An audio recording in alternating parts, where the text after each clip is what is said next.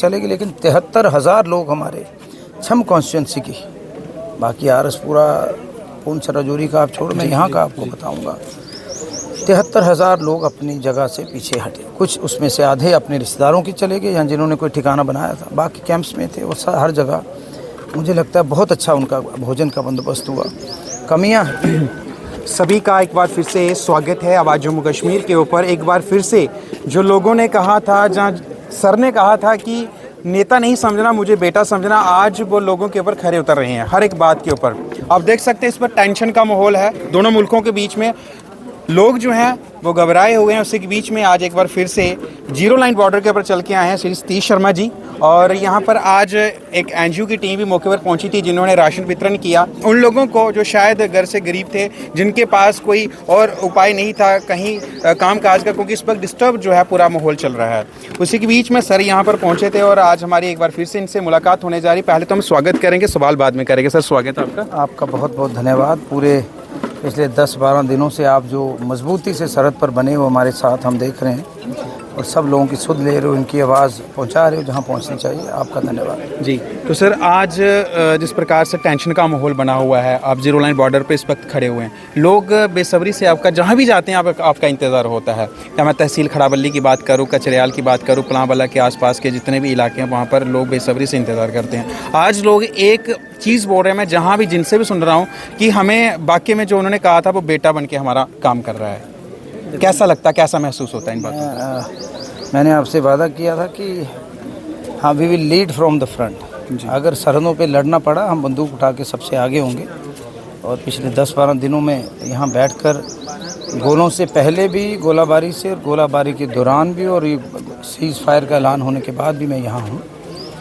और मैं सारा मुबारकबाद देता हूँ। आज का जो कार्यक्रम है ये हमारे अक्षय पात्रा के मित्र हैं, इस्कॉन फाउंडेशन का ये इनिशिएटिव है। पूरे हिंदुस्तान में 78 से ज़्यादा किचन चला रहे हैं, 23 लाख लोगों को खाना खिला रहे हैं, 24,000 स्कूल्स में काम कर रहे हैं। अगले कुछ दिनों में मुख्यमंत्री साहब के आशीर्वाद से और 18,000 लोगों को ये भोजन करवाएंगे। कुछ चीज़ें पाइपलाइन में हैं। उसी कड़ी में मैं इनसे मिला था तो ये कहते हैं कि चलो बाकी काम बाद में। जो ज़ीरो लाइन पे लोग हैं, जो घर से दरबदर हैं, छठी बार हम लोग भागे। छम के जो लोग हैं, पहले अमूमन क्या होता था, हम ही लोग माइग्रेट करते थे, गोलाबारी यहाँ होती थी। 71 के बाद पहली बार हुआ कि ड्रोन्स, जहाज़, और पूरे शहर में ये माहौल उन्होंने महसूस किया कि अब उन्हें पता लग रहा है यार आप लोग दशकों से ये चीज़ झेल रहे हो, और वो लोग मदद करना चाहते हैं। चाहे पूंछ है, राजौरी है, नौशहरा है, जम्मू है, आरसपुरा है। उसी कड़ी में मेरे भाई राठौर साहब आए हैं अपनी टीम के साथ, और जो पूरेस्ट ऑफ द पूर हैं, जैसे आज 400 परिवारों को इन्होंने अपनी तरफ से अगले 40 दिन का सामान राशन वितरण किया। मैं इनका धन्यवादी हूँ, और फाउंडेशन का और गुरुजी का धन्यवाद हूँ जिन्होंने वहाँ बैठे, दूर बैठे हम लोगों की सुध ली। तो मैं चाहता हूँ ऐसी ऑर्गेनाइजेशंस आएँ और बड़े अच्छे तरीके से लोगों की मदद करें। सरकार के पास लिमिटेड सरमाया है, सरकार तो लोगों से होती है, और लोग मदद करें। और वैसे भी देर आर सम, आपको पता है यूटी में कुछ फाउंडेशंस होती है, और ये सारे बगैर वर्दी के हमारे लोग जो हैं सब फ़ौज में से आए हैं, ये फ़ौज से आए हैं, मैं फ़ौजी का बेटा हूँ। तो वो जज्बा बरकरार रहना चाहिए, और दुश्मन ने जो काम किया है सिविलियन को टारगेट करने का, उसको मुंह तोड़ जवाब देना है। अभी भी लोगों में कहीं ना कहीं भय का माहौल है। जी।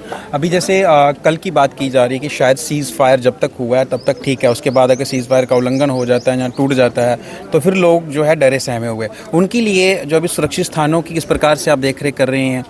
कहीं आपने जिन लोगों को यहाँ पर पहुँचाया उस वक्त इमरजेंसी में वो बहुत आवश्यकता थी उन लोगों को, वो आपने पहुँचाया। इवन कि जिनको फाइनेंशियली सपोर्ट भी की नीड थी, आपने वो भी कोशिश, कुछ लोगों ने हमें बताया कि आपने उनको पर्सनली उनको सपोर्ट करा। अब जो है जिस प्रकार से अगर कल ये सब कुछ हो जाता है, ये टेंशन वाला माहौल बन जाता है, तो क्या इससे भी बढ़िया कुछ सुरक्षित स्थानों के ऊपर कोई देख रहे हैं आप? देखो, पहले तो हड़बड़ी में हम लोग निकले जी। ट्रांसपोर्ट डिपार्टमेंट ने बेहतरीन काम किया जितना हो सकता था जी। कुछ जगह जहाँ नहीं लोग निकले हैं वहाँ नहीं, गाड़ियाँ पहुँची, लोग निकले जी। खाने का डिपार्टमेंट ने बहुत अच्छा बंदोबस्त, हर कैंप में भोजन प्रोवाइड किया। जो लोग तो रिश्तेदारों के चले गए, लेकिन 73,000 लोग हमारे छम कॉन्स्टिट्यूंसी की, बाकी आरसपुरा पूंछ राजौरी का आप छोड़, मैं यहाँ का आपको बताऊँगा। 73,000 लोग अपनी जगह से पीछे हटे। कुछ उसमें से आधे अपने रिश्तेदारों की चले गए या जिन्होंने कोई ठिकाना बनाया था, बाकी कैंप्स में थे। और हर जगह मुझे लगता है बहुत अच्छा उनका भोजन का बंदोबस्त हुआ। कमियां हैं, लेकिन अब हमें अल्टरनेटिव अरेंजमेंट, जैसे लोग कहते हैं बाकी सब छोड़ दो, हमें आप कम्युनिटी बंकर्स या इंडिविजुअल बंकर्स बनाकर, तो उसमें समय लगेगा, लेकिन हम चाहते हैं कि अगर इन केस ऐसी कुछ हो जाती है तो जैसे बाबा मेईमल जी देवस्थान में मुझे लग रहा है 10,000 से ज़्यादा लोग वहीं थे। उसके बाद गुगार मजदूर चौकी चौरा के लोगों ने बहुत मदद की, आश्रम्स कुछ थे उन्होंने बहुत मदद की। तो एक दूसरे की मदद से एक दूसरे को कॉम्प्लीमेंट करना है।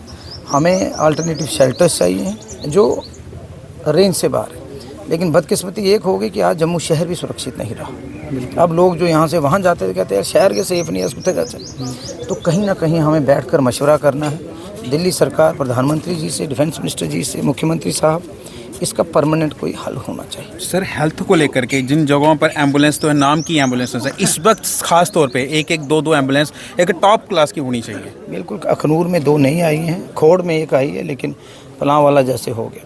कुछ नहीं होगा, हम इमरजेंसी अपने CDF फंड से छोटी एम्बुलेंस प्रोवाइड करने जा रहे हैं, लेकिन हम चाहेंगे कुछ CSR में बड़ी कंपनीज हैं।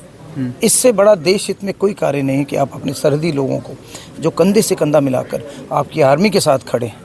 एक तो आर्मी को भी उससे हिम्मत मिलती है और लोगों को भी हिम्मत मिलती है उनकी मदद करने के लिए। देश भर से लोगों को आगे आना चाहिए। अब जाते जाते हमारे दर्शकों को, इस आवाम को, जो भी लोग जम्मू कश्मीर के आपको सुन के ऊपर भारत के लोग सुनेंगे आपको, तो क्या मैसेज उनकी हिम्मत के लिए, जो वो डरे हुए हैं, सहमे, उन लोगों को किस प्रकार से जगा के उनको एक ही बात बोलेंगे, भारत की सेना इतनी सशक्त और मजबूत है कि वो दुश्मन को मुंह तोड़ जवाब दे सकती है, और दिया भी है। और हम पीछे नहीं हटेंगे। हम लोग कंधे से कंधा मिलाकर उनके साथ खड़े हैं, और दुश्मन जो टेरर का कारखाना है उनको मुंह तोड़ जवाब देंगे, और उनकी करारी हार हुई है और आगे भी होगी। जय हिंद, जय भारत। बहुत शुक्रिया।